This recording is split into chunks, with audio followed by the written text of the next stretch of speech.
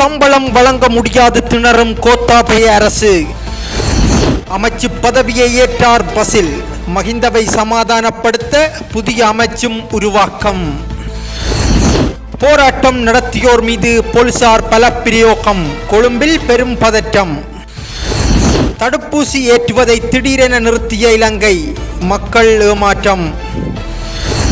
எம்பியானவுடன் மஹிந்த சமலுக்கு கும்பிடு போட்ட பசில். நாடாளுமன்றில் சம்பவம். ஸ்ரீலங்கா பொதுஜன பெரமுனவின் தேசிய அமைப்பாளர் பசில் ராயபக்ச சபாநாயகர் மஹிந்த யாப்பா அபேவர்த்தன முன்னிலையில் இன்று சத்திய பிரமாணம் செய்து நாடாளுமன்ற உறுப்பினராக பதவியேற்றுள்ளார். நாடாளுமன்றம் இன்று முற்பகல் 10 மணிக்கு சபாநாயகர் மஹிந்த யாப்பா அபேவர்த்தன தலைமையில் கூடியது. நாடாளுமன்ற அமர்வின் போது ஆரம்பத்தில் சபாநாயகரின் அறிவிப்பு இடம்பெறும். அதன் பின்னர் புதிய உறுப்பினர் பதவியேற்பது சம்பிரதாயம். அதற்கான தருணம் வரை சபாபீடத்தில் ஒதுக்கப்பட்டுள்ள கதிரையில் அந்த நாடாளுமன்ற உறுப்பினர் அமர்ந்திருப்பார். அந்த வகையில் நாடாளுமன்றம் நேற்று கூடிய போது புதிய நாடாளுமன்ற உறுப்பினர் சத்திய பிரமாணம் செய்வது தொடர்பான அறிவிப்பை சபாநாயகர் விடுத்தார். அதன் பின்னர் கதையில் இருந்து பசில் எழுந்து சபாநாயகரிடம் வந்தார். அப்போது ஆளும் மற்றும் எதிரணி உறுப்பினர்கள் எழுந்து நின்றனர். இரு கைகளையும் நெஞ்சில் வைத்து வணக்கம் தெரிவித்தபடி நடந்து வந்த பசில் மஹிந்த ராயபக்ஷ மற்றும் சமல் ராயபக்ச ஆகியோரிடம் வந்தபோது சற்று குனிந்து வணங்கினார். அதன் பின்னர் சபாபீடம் சென்று சத்திய பிரமாணம் செய்தார். ஆளுங்கட்சி பக்கம் பசில் ராயபக்சவுக்கு முன்வரிசை ஆசனம் ஒதுக்கப்பட்டுள்ளது. ஆளுங்கட்சி உறுப்பினர்கள் மேசைகளில் தட்டி பசிலிக்கு பெரும் வரவேற்பை வழங்கினர். அதேவேளை நிதி அமைச்சராக ஜனாதிபதி கோட்டபாய ராயபக்ச முன்னிலையில் பதவி பிரமாணம் செய்த பின்னரே பசில் ராயபக்ச நாடாளுமன்றம் வந்திருந்தார். 2015 ஜனாதிபதி தேர்தல் மஹிந்த ராயபக்ச தோல்வியடைந்த பின்னர் பசில் சபைக்கு வரவில்லை. அவர் அமெரிக்கா சென்றிருந்தார். மஹிந்தவின் ஆட்சியில் அவர் பொருளாதார அபிவிருத்தி அமைச்சராக செயல்பட்டார். தற்போதும் அமைச்சராகவே சபைக்கு வந்துள்ளார்.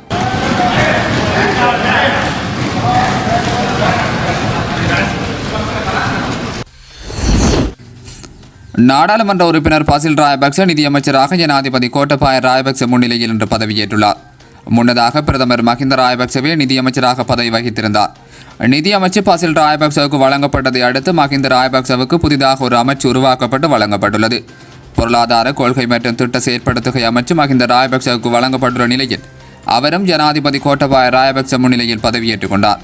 இந்த பதவியேற்புகள் இன்று முற்பகல் ஜனாதிபதி செயலகத்தில் நடைபெற்றன என்று ஜனாதிபதி ஊடகப் பிரிவு தெரிவித்துள்ளது. அதே நேரம் நாடாளுமன்றத்தில் தற்போது ராயபக்ச குடும்பத்தைச் சேர்ந்த 5 பேர் அமைச்சு பொறுப்புகளை கையில் வைத்துள்ளனர். நாடாளுமன்றத்துக்கு செல்லும் வழியான கொழும்பு பத்திரமுள்ளியில் இன்று காலை அரசுக்கு எதிராக போராட்டம் நடத்தி 31 பேர் போலீசாரால் கைது செய்யப்பட்டுள்ளனர்.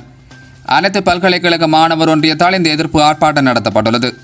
இன்று நாடாளுமன்றத்தில் விவாதிக்கப்பட உள்ள ஜோன் கொத்தலாவ பாதுகாப்பு பல்கலைக்கழகம் தொடர்பான சட்டமூலத்துக்கு எதிர்ப்பு தெரிவித்து இந்த ஆர்ப்பாட்டம் நடத்தப்பட்டுள்ளது. தனியப்படுத்தல் விதிமுறைகளை மீறிய குற்றச்சாட்டில் இவர்கள் கைது செய்யப்பட்டுள்ளனர் என்று போலீஸ் ஊடக பேச்சாளர் பிரதி போலீஸ் மா அதிபர் அஜித் ரோஹன தெரிவித்துள்ளார். ஆர்ப்பாட்டத்தில் ஈடுபட்டவர்களை போலீசார் பலவந்தமாக அகற்ற முயன்றதால் அங்கு பதற்றமான நிலைமை ஏற்பட்டுள்ளது. அதேவேளை நேற்று கொழும்பு ராமநாயக்க மாவட்டத்தில் எதிர்ப்பு ஆர்ப்பாட்டம் நடத்தியமைக்காக கைது செய்யப்பட்ட முன்னிலை சோசலிச கட்சியின் பிரசார செயலாளர் துமிந்த நாகமுவ உள்ளிட்ட 6 பேர் தனிமைப்படுத்தல் நிலையங்களுக்கு அனுப்பப்பட்டுள்ளனர். அரசுக்கு எதிரான அதிருப்தி அதிகரித்துள்ளதை அடுத்து அரசுக்கு எதிராக மக்கள் ஆர்ப்பாட்டங்களில் இறங்கியுள்ளனர். ஆர்ப்பாட்டங்களை கோவிட் விதிமுறைகளை காரணம் காட்டி அரசு அடக்குகின்றது என்று எதிர்க்கட்சியினர் குற்றம் சாட்டுகின்றனர்.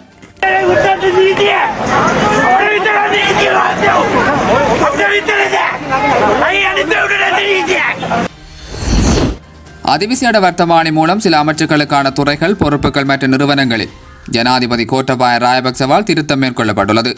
இந்த வர்த்தமானிக்கு அமைய நிதி புத்த சாசன சபை மற்றும் கலாசார அலுவல்கள் நகர அபிவிருத்தி மற்றும் வீடமைப்பு அமைச்சின் கீழ் இயங்கிய அமைச்சுக்களில் நிதி அமைச்சு மாத்திரம் தனியான அமைச்சாக அறிவிக்கப்பட்டுள்ளது. பொருளாதார கொள்கைகள் மற்றும் திட்ட அமுலாக்கல் என்ற புதிய அமைச்சும் உருவாக்கப்பட்டுள்ளது. தேசிய கொள்கை வகுப்பு திணைக்களம், தொகை மதிப்பு மற்றும் புள்ளி விவரவியல் திணைக்களம், பொது பயன்பாட்டு ஆணைக்குழு உள்ளிட்ட 10 நிறுவனங்கள் இந்த அமைச்சின் கீழ் கொண்டு வரப்பட்டுள்ளன. புதிதாக ஸ்தாபிக்கப்பட்ட செலந்திவ இன்வெஸ்ட்மெண்ட் லிமிடெட் புதிய வர்த்தமானிக்கு அமைய நகர அபிவிருத்தி, கழிவுப் பொருள் அகற்றுகை, சமுதாய தூய்மைப்படுத்தல் ராயாங் அமைச்சின் கீழ் இயங்க உள்ளது. கரையோர பாதுகாப்பு, தாழ்நில அபிவிருத்தி ராயாங் அமைச்சு என்ற அமைச்சும் புதிதாக உருவாக்கப்பட்டுள்ளது. சேதன பசலை உற்பத்தி, ஊக்குவிப்பு மற்றும் விநியோக ஒழுங்குபடுத்தல், நெல் மற்றும் தானிய வகைகள், சேதன உணவுகள், மரக்கறிகள், பல வகைகள், மிளகாய், வெங்காயம், உருளைக்கிழங்கு, செய்கை மேம்பாடு, விதை உற்பத்தி மற்றும் உயர் தொழில்நுட்ப ராயாங் அமைச்சும் உருவாக்கப்பட்டுள்ளது.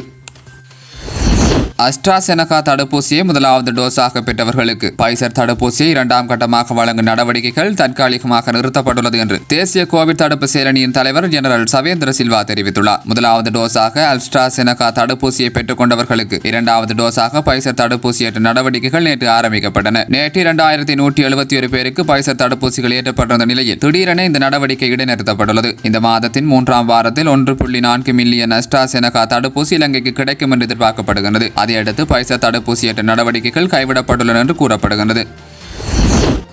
அஸ்ட்ராசெனகா தடுப்பூசியை முதலாவது டோஸாக பெற்றவர்களுக்கு பைசர் தடுப்பூசியை இரண்டாம் கட்டமாக வழங்கும் நடவடிக்கைகள் தற்காலிகமாக நிறுத்தப்பட்டுள்ளது என்று தேசிய கோவிட் தடுப்பு செயலணியின் தலைவர் ஜெனரல் சவேந்திர சில்வா தெரிவித்துள்ளார். முதலாவது டோஸாக அஸ்ட்ராசெனகா தடுப்பூசியை பெற்றுக் கொண்டவர்களுக்கு இரண்டாவது டோஸாக பைசர் தடுப்பூசியற்ற நடவடிக்கைகள் நேற்று ஆரம்பிக்கப்பட்டன. நேற்று 2171 பேருக்கு பைசர் தடுப்பூசிகள் ஏற்றப்பட்டிருந்த நிலையில் திடீரென இந்த நடவடிக்கை இடைநிறுத்தப்பட்டுள்ளது. இந்த மாதத்தின் 3ஆம் வாரத்தில் 1.4 மில்லியன் அஸ்ட்ராசெனகா தடுப்பூசி இலங்கைக்கு கிடைக்கும் என்று எதிர்பார்க்கப்படுகிறது. அதையடுத்து பைசர் தடுப்பூசியற்ற நடவடிக்கைகள் கைவிடப்பட்டுள்ளன என்று கூறப்படுகிறது. இருண்ட கடந்த காலத்தை கொண்ட நபர் ஒருவர் நாட்டுக்கு தலைமை தாங்குகின்றார் என மக்கள் விடுதலை முன்னணியின் தலைவர் அனுரகுமார் திசநாயக்க குற்றம் சாட்டியுள்ளார். இந்த தலைவராலேயே வெள்ளைவான் என்ற கருத்துருவாக்கம் தோற்றம் பெற்றது. லசந்த விக்ரமதுங்க போன்ற தலைவர்கள் கொல்லப்பட்டனர். போத்தல ஜெயந்த் கீத் நோயர் போன்ற தலைவர்கள் தாக்கப்பட்டனர் என்று அனுரகுமார் திசநாயக்க தெரிவித்துள்ளார். இந்த பட்டியலில் பிரஹித் லலித் குகனையும் சேர்த்துக் கொள்ள வேண்டும் என தெரிவித்துள்ள அவர் ஒடுக்குமுறையை முன்னெடுக்கக்கூடிய அதிகாரமிக்க ஒருவர் அதிகாரத்தில் காணப்படுகிறார் என்று கூறியுள்ளார். பொதுமக்கள் மறைமுகமாகவும் நேரடியாகவும் அச்சுறுத்தப்படுகின்றனர்.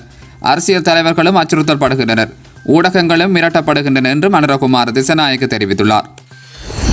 தனியார் துறை ஊழியர்களுக்கு ஆக குறைந்த சம்பளத்தை பெற்றுக் கொடுக்கும் வகையில் உரிய சட்டத்தின் 3வது சரத்தில் திருத்தங்கள் மேற்கொள்ள அரசு தீர்மானித்துள்ளது என்று கூறப்படுகிறது.